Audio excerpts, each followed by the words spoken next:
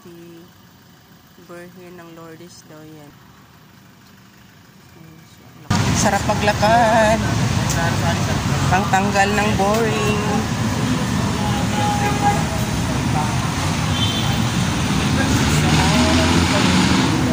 Sarap mangarap.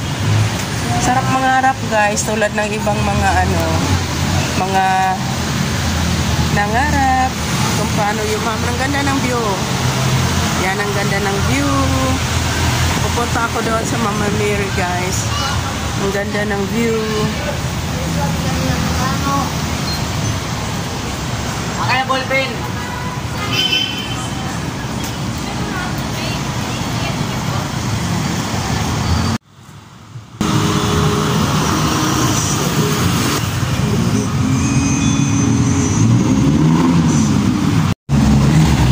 Lakad-lakad ako guys. Ganda ng view.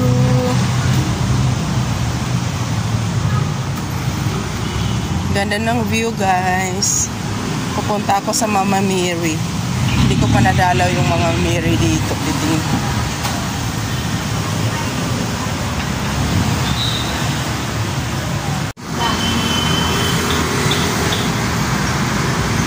Diyan sa Chili's. Sana makaabot pa ako ng mas. Yan. Kapag may problema tayo guys, kapag may problema tayo, isandala lang natin sa itaas. Huwag tayo mawawala ng pag-asa. Lalo na yung mga tao na mababa ang tingin sa atin at minamaliit tayo. Lahat yan ay isandal natin sa itaas. Huwag tayong sumuko dahil alam natin na hindi niya tayo pababayaan.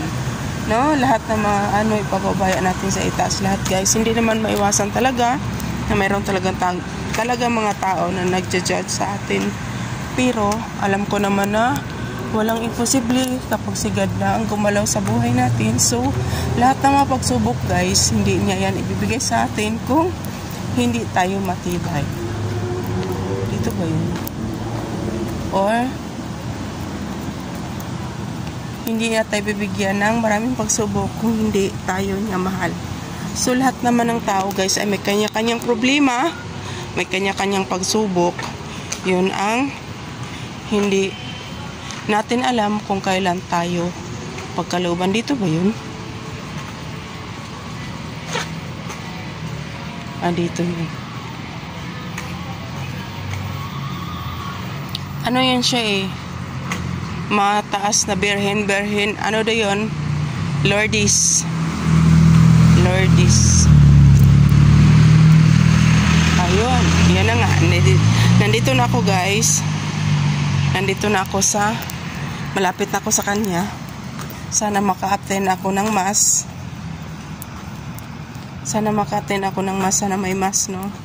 Yan, matagal ko na siyang gustong puntahan dyan sa kanyang bahay. Yan siya guys, so ang laki.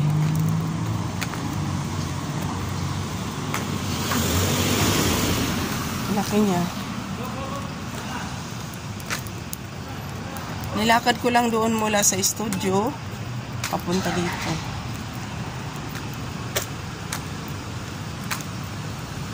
Sa tagal ko na sa Quezon City nakatira, dito ko pinanganak yung anak ko, pero bago ko lang to nalalaman na mayroon pala ditong Birhen ng Lourdes. Birhen ng Lourdes daw ito. Ayan. Malalaki ang mga bahay dito guys. Tingnan natin.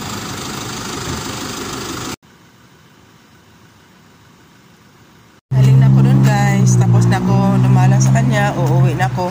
At umaambon. Lalo akong sisipunin nito.